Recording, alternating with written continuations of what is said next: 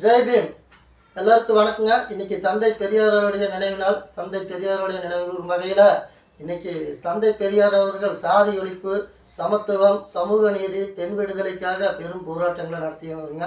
இன்னைக்கு இருக்கிற இளைஞர்கள், இளம்பெண்கள் கட்டாயமாக பெரியாருடைய வரலாறுகளையும் பெரியாருடைய நூல்களையும் கண்டிப்பாக படிக்கணுங்க. அதே சமயத்தில் மூட நம்பிக்கைகளை ஒழிச்சு கட்டினது தந்தை பெரியாருடைய பெரிய பங்குங்க.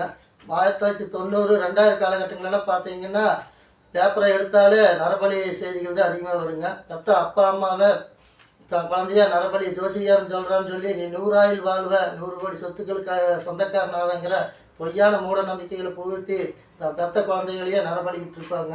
அப்படிப்பட்ட மூட நம்பிக்கைகளை ஒழிச்சு கட்டினவர் தந்தை பெரியாருங்க.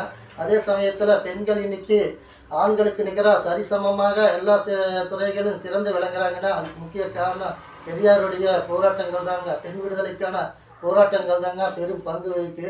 இன்னைக்கு இருக்கிற இளம்பெண்கள், இளைஞர்கள் கட்டாயமாக பகுத்தறிவு கற்றுக்கணுங்க. பகுத்தறிவு இல்லாத வாழ முடியாதுங்க. பகுத்தறிவு இல்லாத எந்த ஒரு அரசியலும் பேச முடியாதுங்க. ஜெய் பீம்.